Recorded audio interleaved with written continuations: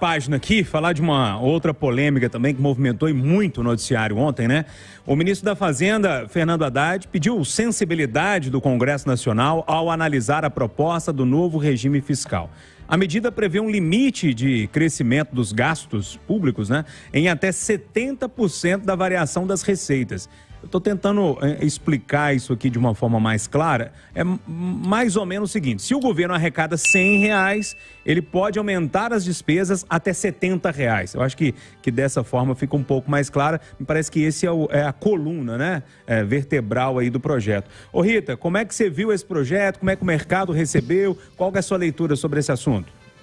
Eu vou resumir aqui duas coisas ontem do mercado muito engraçadas. Primeiro, você comprar uma viagem para a Europa, para Fernando de Noronha, e ficar esperando o resultado da Mega Sena. E segundo, é que os operadores ficaram muito felizes, mas os economistas completamente ressabiados. Por quê? Aliás, de hoje em diante, o nome do Fernando Haddad é Fernando Taxade. Porque nesse país, para você entregar, o problema não está aí não, o problema está em entregar a zeragem do déficit e um superávit em 2025 de 0,5% e em 2026 de 1%. Se a gente, de forma bem simples, Júnior, o que é déficit ou superávit ou 0 a 0? São as receitas menos as despesas do governo. Então, se um governo declaradamente diz e já assumiu mais gastos, ele quer gastar mais, você tem que aumentar a receita. E como é que se aumenta a receita de um país? Ou o país cresce muito, ou você aumenta a arrecadação, ou você aumenta impostos. E segundo o Lira e o Haddad, o governo Lula quer colocar o pobre no orçamento e o rico na receita. Então, a gente tem que saber quem serão os brasileiros, quem serão os setores que vão pagar essa conta para que essa teoria seja entregue na prática, ou seja, que o superávit aconteça em 2025 de 0,5%, em 2026 de 1% e que seja zerado em 2024. Ontem, antes da divulgação, eu chamei a atenção aqui para vocês de que os economistas ouvidos pelo Banco Central estão projetando um déficit de 1,2% para esse ano, um déficit de até 2026 nós teremos déficit.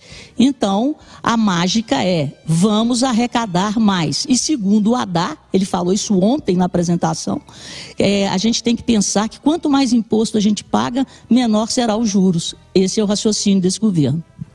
E aí, Malca Marcos, como é que você viu essa divulgação, enfim, muita polêmica em torno do assunto? Eu estou aqui há quase 2 anos nessa mesa e conversando com a Rita Mundim quase diariamente. E aprendi com ela que o mercado precifica o risco. E se o mercado, então, aceitou, avalizou e as bolsas subiram, é sinal de que o risco foi visto como baixo pelo mercado. Ou seja, alguns economistas têm uma leitura, mas aqueles que formam a economia, aqueles que formam o dinheiro, estão avalizando a proposta do Haddad, o que é uma vitória para o governo.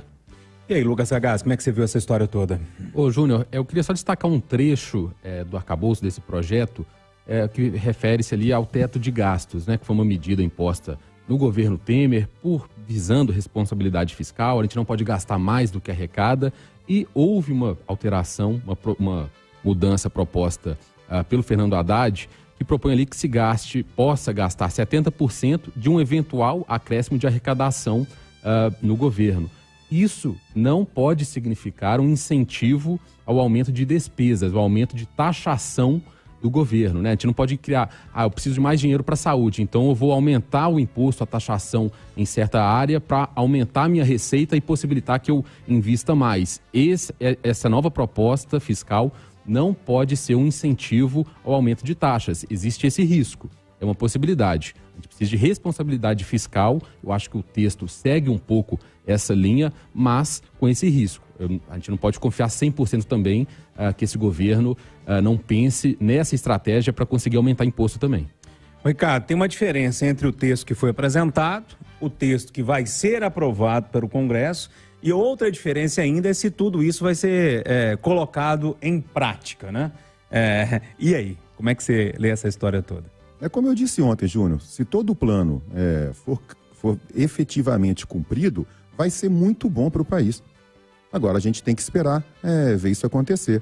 O Malco falou que o mercado aprovou as medidas, que o mercado precificou bem. Eu acho que, mais ainda do que o mercado, quem aprovou e talvez tenha precificado bem as medidas foi a oposição.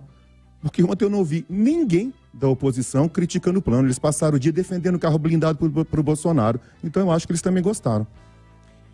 Só um detalhe. Eu coloquei, Júnior, que os traders, né, os operadores ficaram eufóricos, porque a gente não tinha nada. Agora existe um rumo fiscal. E o mercado vinha apanhando muito. A Bolsa estava em queda de 15%. Então, o que aconteceu foi uma correção das expectativas negativas que vigoravam até então. Então, agora temos um rumo. A diferença é, ou melhor, a questão é, será que na prática, essa teoria, que foi um PowerPoint que foi apresentado, não houve texto. Então, a gente precisa de mais detalhes sobre esse arcabouço ou calabouço fiscal, porque a ideia é aumentar a arrecadação.